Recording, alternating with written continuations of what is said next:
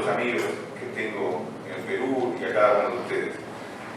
Quienes me escuchan en mis talleres saben lo enamorado que he estado siempre, que estoy del Perú, ¿no? de ese afecto enorme que tengo, de mi constante ida y vuelta con lo que es la cultura del Perú y con todo lo que son los puentes entre Perú y Uruguay, que son muchos más de los que a veces pensamos. Y también Ciro Alegría estuvo en 1960 en Uruguay y tiene una marca y una presencia de aquellos que saboreamos y que disfrutamos de la buena literatura. Sin duda es un nombre inaugural, como decía muy bien el doctor Silva Santesteban.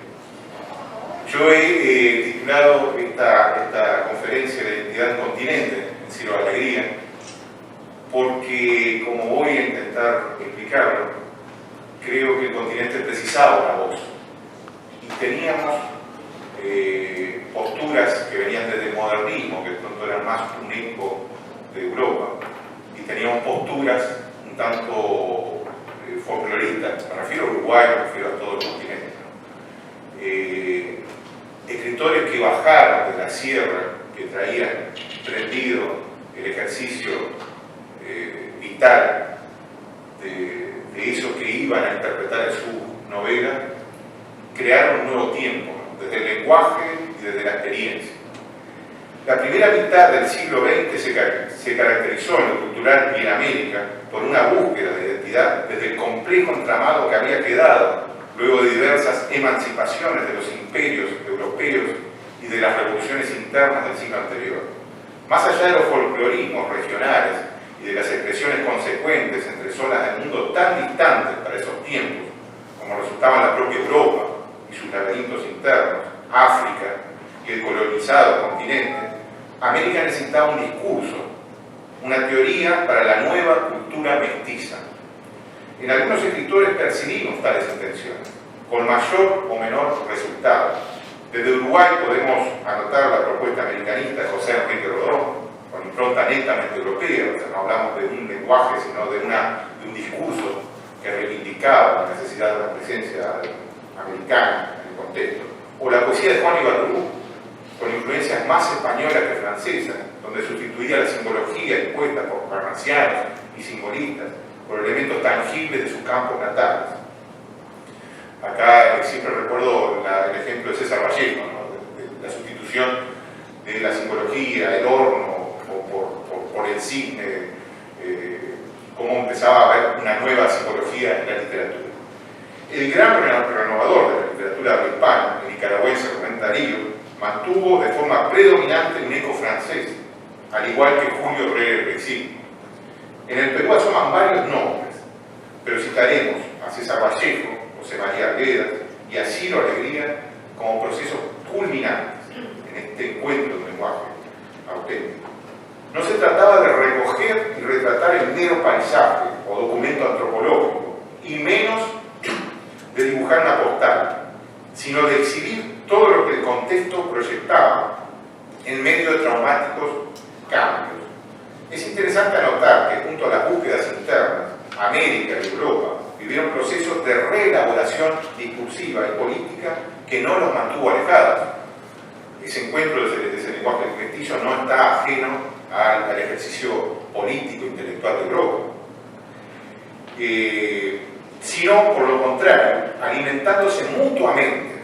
La generación del 98 española atendió también los regionalismos, enfrentando la gran influencia francesa. Yo acá recuerdo siempre cuando Rubén Darío llega en el 98 y conoce a los que van a conformar la generación del 98, Unamuno, por ejemplo, le dice: no, yo con los franceses no me interesa, quiero reflejar lo local, lo tangible, ¿no? Aquí podríamos volver a César Vallejo, a quien le tocó vivir e involucrarse tanto en el nacimiento de ideas políticas americanas, efervescentes intercambios dentro del grupo de la Bohemia trujillana, donde estaba Víctor Raúl Haya de la Torre, como en la Europa que polarizaba ideas que derivaron en la Guerra Civil Española y en la Segunda Guerra Mundial. El Perú reúne características especiales en las coordenadas que podríamos analizar. La emblemática región andina, indómita y que supo resguardar vestigios de culturas prehispánicas, zonas selváticas, enclave estratégico de la colonia española y presencia africana a través de esclavos. Desde cualquier lugar del mundo se observa al Perú como el corazón de un continente desde donde laten las expresiones más genuinas que riegan un ideario intrañablemente americano, en la cultura milenaria, en sus montañas, comidas, danzas, músicas y expresiones artísticas que recogen el mestizaje. Ciro Alegría nació con este siglo de cambios, donde el hombre debió, entre istmos, fronteras mutantes y avances tecnológicos que muchas veces superaron su responsabilidad, aprender a convivir en la emancipación de imperios centralizadores.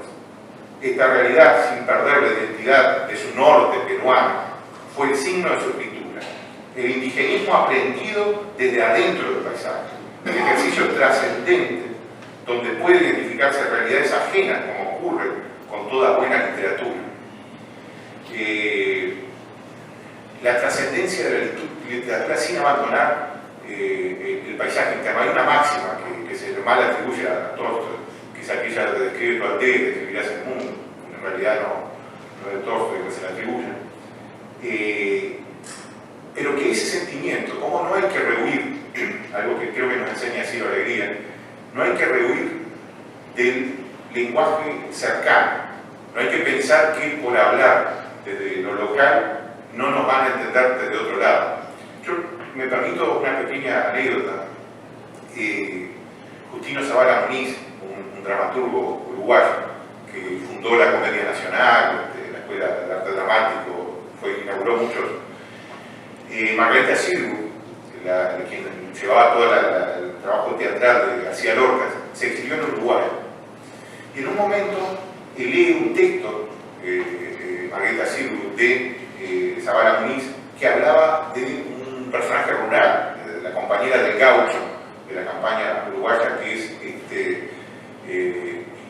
y lo leía muy bien Margarita Sirgu, de la actriz, y Zavala Muniz le decía, pero ¿cómo usted, Margarita Sirgu, que es española, que nació en España, cómo puede interpretar a un personaje rural de la campaña, ¿no? Y Margarita Sirgu le dijo, el tema es que esa campesina de Uruguay, de la campaña uruguaya, como puede ser un campesino de la sierra peruano, tiene el mismo sentimiento adentro que una campesina en España.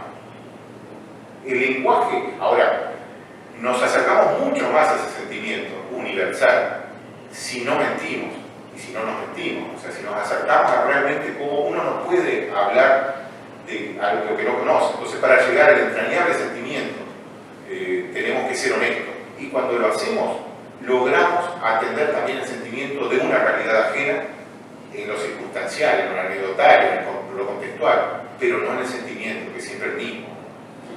En Ciro Alegría comulga el haber nacido en una familia de terratenientes con la atención y sensibilidad frente a la situación de los trabajadores de la Sierra Andina. La vocación periodística de su padre y otras circunstancias contextuales podrían explicar la particularidad que lo hace ir más allá de un criterio clasista, pero en definitiva es la fina sensibilidad la que elevará su visión hacia una búsqueda altruista y política.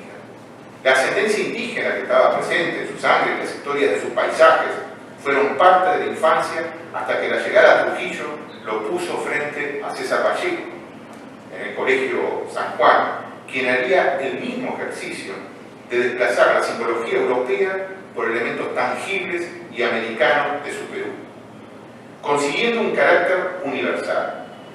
Como en un ritual iniciático, la humilde condición de maestro del santiaguino sería parte del devenir de ese despertar trujillano. El contraste entre el contexto serrano y el urbano, donde viviría en casa de su madre paterna, sin duda estimuló el asombro temprano de Ciro Alegría, que escribiría de adulto sobre las experiencias. Su tía, estimulando la lectura, la discusión literaria, en la ciudad que era y sería centro de debates, Trujillo, y de génesis intelectuales, podrían explicar hoy la formación que mantenía también el recuerdo nostálgico de su terruño natal. La malaria contraída lo contacta también biográficamente con César Vallejo, si consideramos que Santiaguino también enfermó durante su infancia y cargó con secuelas durante el resto de su vida. Por aquellos años de crecimiento conoció también al pintor José Sabogal, que no solo reflejaba el indigenismo en su obra pictórica, sino que tenía en su teoría ensayística conceptos que buscaban reflejar una identidad regional. El acontecer vital de Cielo Alegría estará cargado de aventuras. Luego del fallecimiento de su madre, vendrá la fallida incursión en Lima, el afianzamiento de su compromiso con la literatura, que comenzó a practicar muy temprano, el periodismo, y el involucrarse con pasión en lo social. Todo comulga y confluye en una personalidad entusiasta y protagonista de su tiempo. El ya constituido Grupo Norte lo verá participar, y la adhesión al APRA y a los fundamentos americanistas de Víctor Raúl Haya de la Torre a fines de los años 20 se realizará con una militancia fervorosa mientras estudiaba letras. La revolución aprista de 1932 lo hacen conocer en carne propia las consecuencias de la derrota, que es el brutal episodio bélico, así como los padecimientos de la cárcel en Trujillo y en Lima. Junto a su primer matrimonio, vivirá el exilio en Chile, donde obtiene un premio literario y publica La Serpiente de Oro. Y lo editorial del Nacimiento 1931 al autor de forma indisoluble al indigenismo, con una historia inserta en los contextos paisajísticos que le eran tan afines desde su infancia y evocaban una nostalgia implícita. Pero los balseros del río Marañón no solo son parte de una postal, sino que están también inmersos en la conflictiva connivencia con los poderes y las ambiciones de los que lucran en estos territorios, constituyendo una novela con impronta discursiva y comprometida con su tiempo. El río también es bravo, cito, de tanto guapear morimos a veces, pero no lo fuimos, porque somos hombres y tenemos que vivir común es la vida. La narrativa incluye el habla regional y describe tanto la sierra como la costa con un magistral poder pictórico, donde cualquier adjetivo es sustituido por una visión que transporta al lector a estos lugares. Yo le doy mucha importancia a este ejercicio literario de Cielo Alegría, porque nosotros no nos comprometemos con la historia de Cielo Alegría a partir de algo explícito, frontal, que nos pone, sino que nos describe sin adjetivos un paisaje, un lugar que ya de alguna manera nos convoca a sentir una adhesión, una simpatía, un afecto por ese lugar. Y el drama que se desencadena después nos lleva a adherirnos a la visión del autor. Esa inteligencia, esa forma de presentar, y no esa sutileza que lo consigue un gran escritor. Esa sutileza hace que nosotros de alguna manera seamos invocados, convocados e hipnotizados por la trama y sintamos ese devenir de la tragedia que presenta la historia. El mestizaje forma parte de lo anecdotario, de lo lingüístico y de lo descriptivo con la fluidez de quien ha vivido y siente lo que narra. Es notable cómo lo sincrético no abandona la percepción sensible y no cae en facilismo, permitiendo que discurra el mensaje final del autor.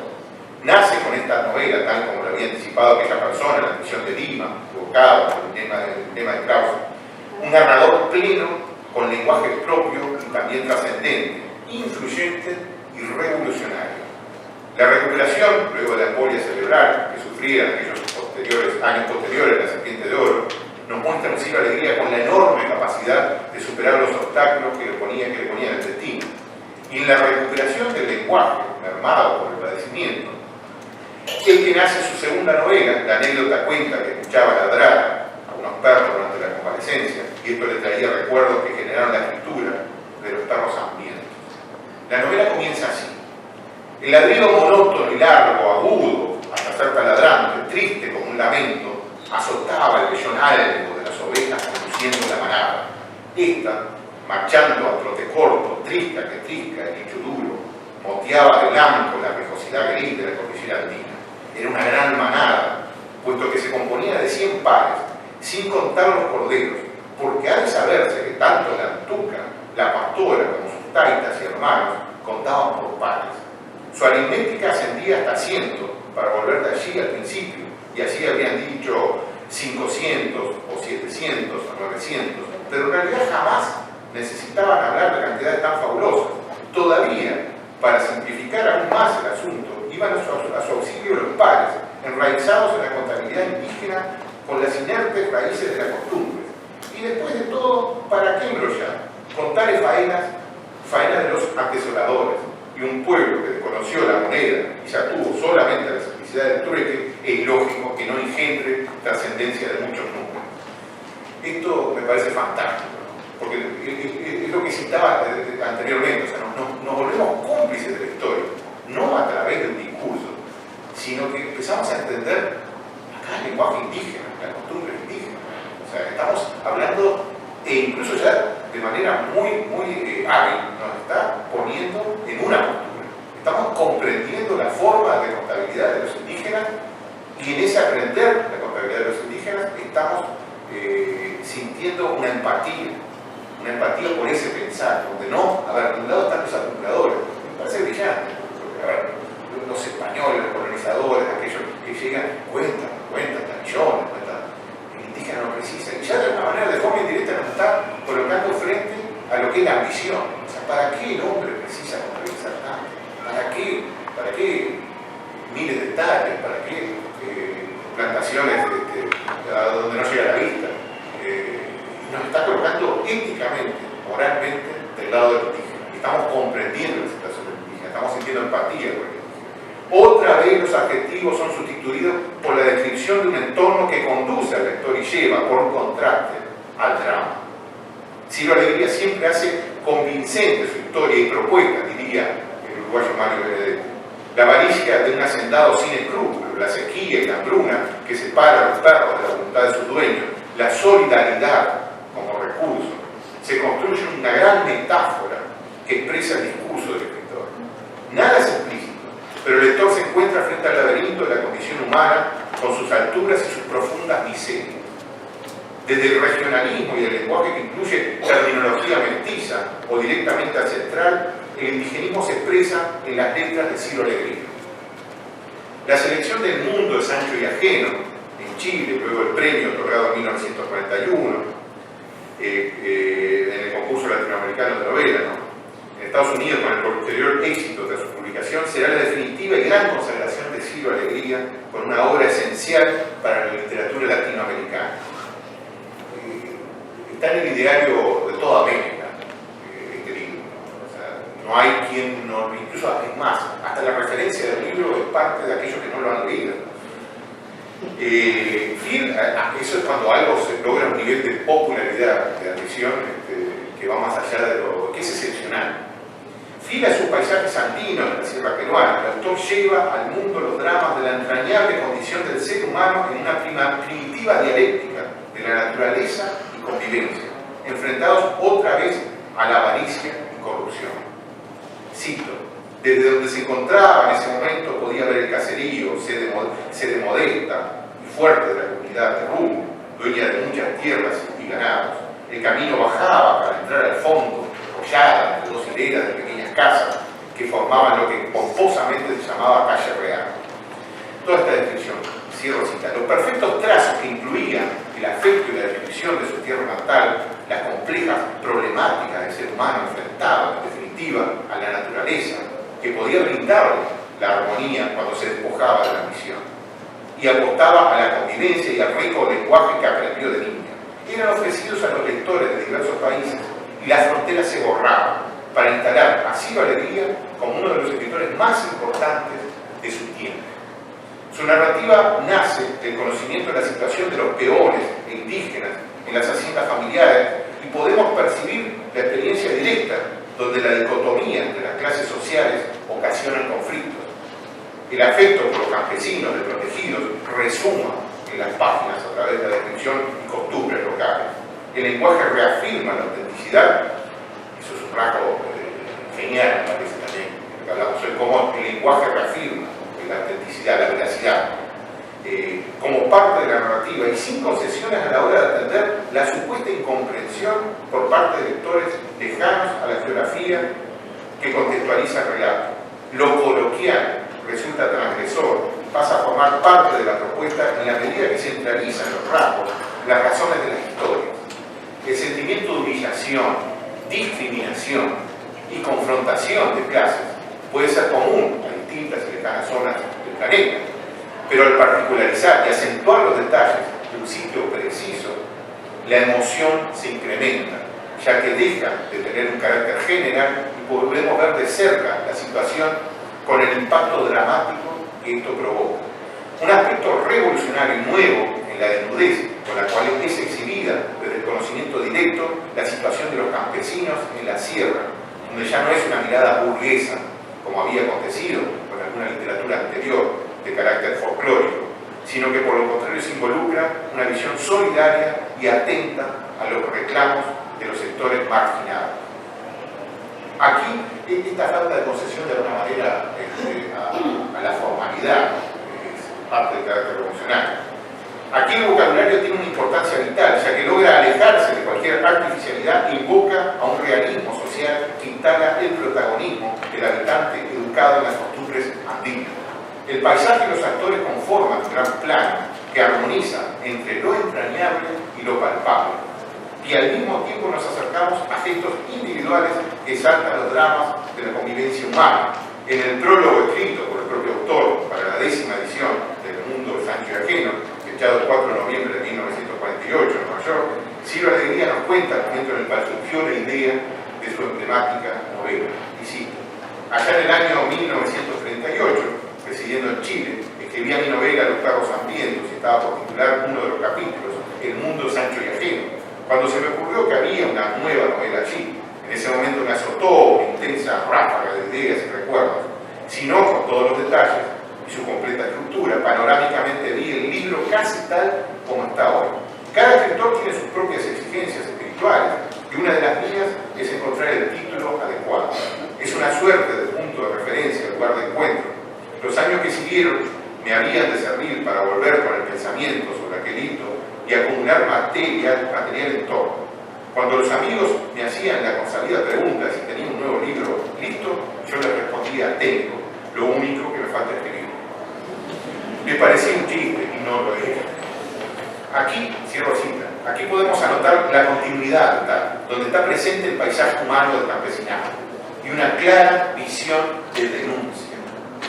Ese hipotético capítulo de Los perros hambrientos había disparado una nueva trama que sería recogida en su siguiente novela.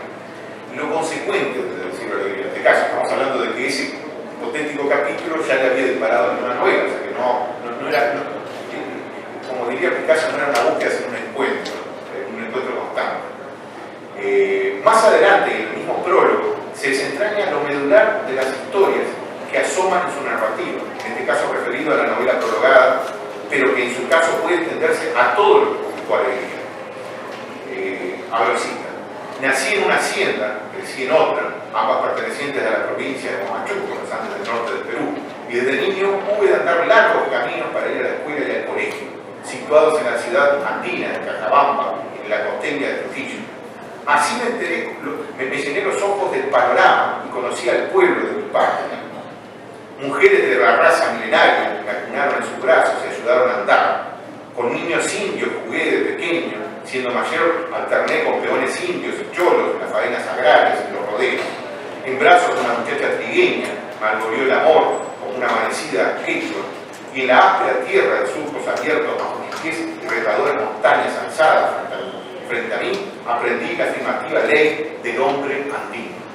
Supe también de su dolor. Mi padre administraba la hacienda a cabal grande, con ánimo justiciero. Él tenía características hispánicas y esa aptitud para revelarse en ideas y hechos que contrabalanceaba la aptitud para la opresión que también distingue a la raza, la conciencia de clase, ¿no? En mi madre se combinaba el mismo irlandés con la ternura nativa, mestizaje. El resultado fue que en Marcabal comenzó a resquebrajarse el feudalismo de la región. Acá está reivindicando la experiencia familiar y esa influencia que nosotros de alguna manera notamos. Cierro la cita.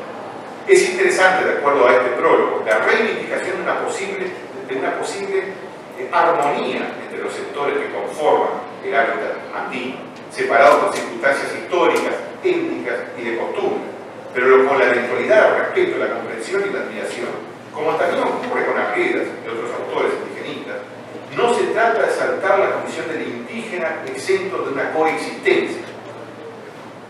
no tenemos otro camino que prever y atender el mestizaje. América es mestiza. O sea, es la situación en la que se enfrenta el autor. Como también ocurre con América. Lo expresado por Alegría trasunta a su literatura y el resultado es un mestizaje donde la justicia social garantiza la felicidad. Lo planteado en El mundo Sancho y ajeno y en toda la obra de Cielo Alegría refleja el drama de varios siglos para el continente. Cada uno de nuestros países sufrió el proceso de la colonización con las fatales y catastróficas consecuencias conocidas. Al siglo XX le tocó, de forma particular, el debate desde varias posturas ideológicas, pero cualquier propuesta debe plantear soluciones frente a la reliquia ancestral que está irremediablemente quebrada. Los americanos caminamos entre ruinas, despojos de civilizaciones mancilladas, y los vestigios nos recuerdan a cada paso las páginas crueles que dejaron el encuentro desigual entre dos mundos y la ambición humana. La vasija de barro cocida hace cientos de años y hoy quebrada que tenemos en nuestras manos ya no puede arreglarse. Permanecerá quebrada y eso duele. No podemos recuperar las tradiciones con la fidelidad que permita devolvernos la historia de nuestros pueblos ancestrales antes de ser exterminados, esclavizados o marginados.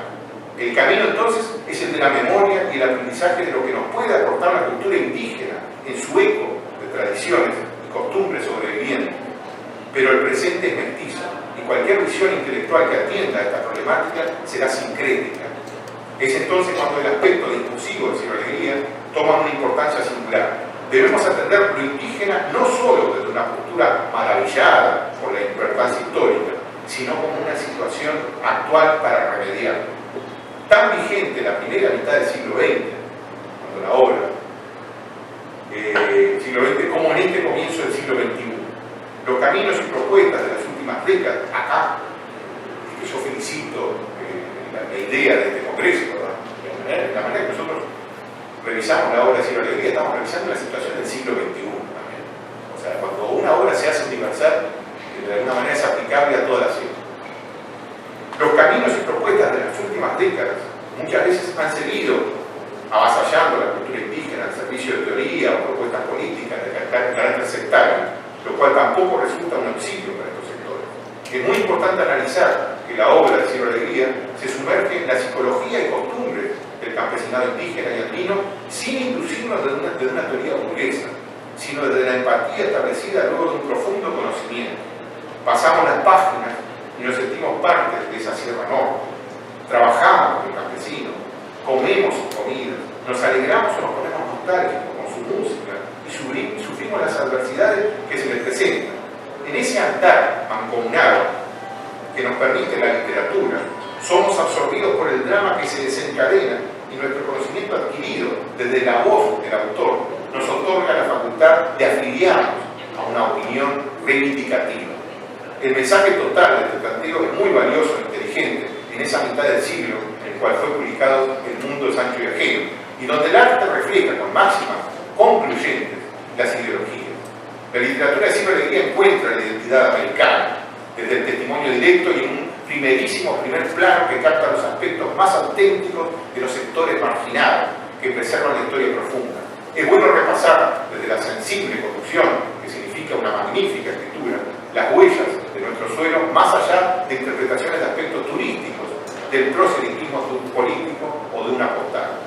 El lugar en estas señales es mirarse al espejo, entenderse y entender con libertad qué ha pasado y continúa sucediendo en nuestros países.